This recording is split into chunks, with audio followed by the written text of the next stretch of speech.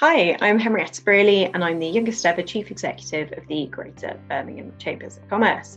I grew up in Northamptonshire and moved to Birmingham for university in 2009 and never left. I'm really passionate about the city and seeing it succeed.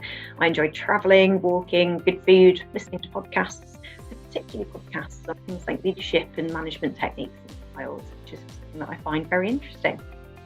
For my day job as a chief executive, my role is to really draw together the knowledge, expertise, experience of my colleagues and myself and put together one organisational strategy, really set that direction of travel. It's also to set and enable the culture and also make sure that we've got the right people in the right places to get the job done and make sure it all happens. I also have quite a big external facing role. The Chamber is a not-for-profit business membership and business support organisation that exists to connect, support and grow local businesses. And we've been in business for business since 1813. So as a fun fact for you, the Greater Birmingham Chambers of Commerce is older than the Statue of Liberty. Today we've got around 90 employees across Team Chamber, helping businesses with just about everything from growing their profile and finding customers locally to trading internationally. We also act as a voice for local businesses, representing their needs and concerns to local and national stakeholders. And this means that a lot of my time is spent building relationships with key business leaders, politicians, public sector stakeholders in the region to make sure that we're best connected and able to understand, represent and support businesses. It also involves a fair bit of doing things like media interviews and representing and championing local businesses on a number of different platforms. And I really love my job because while it sounds cliche, it really is different every day. Working with businesses from startups to multinationals is just endlessly varied and interesting.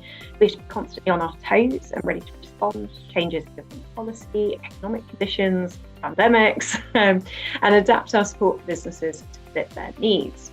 We have to be both civic-minded, ensuring that as a not-for-profit, we're making a positive difference for local businesses and the communities in which we face, but also really commercial to make sure that we're bringing in enough income to be able to run the business effectively.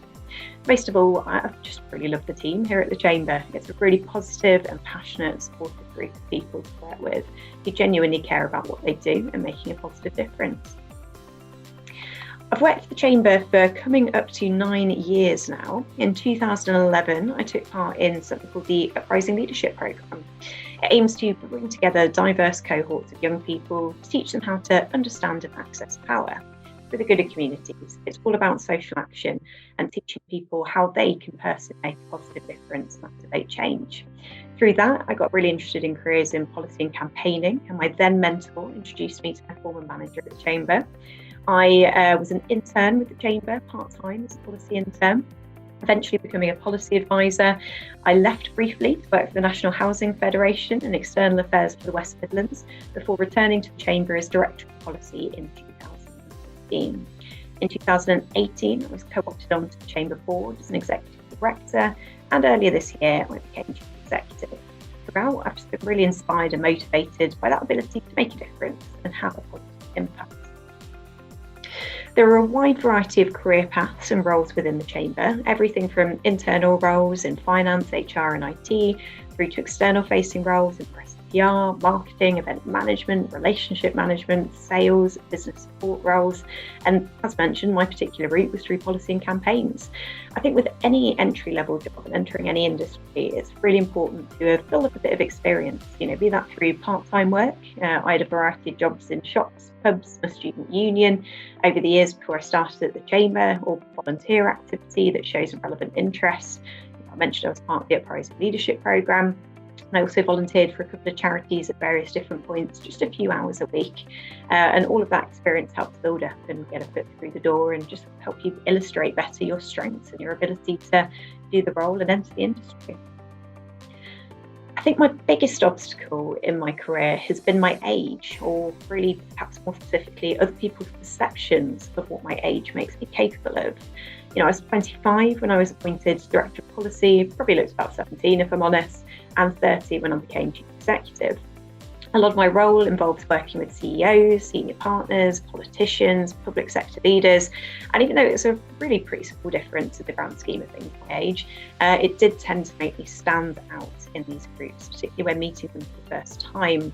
And at times I did feel, and occasionally know, that I was perhaps being treated a little bit differently as a result.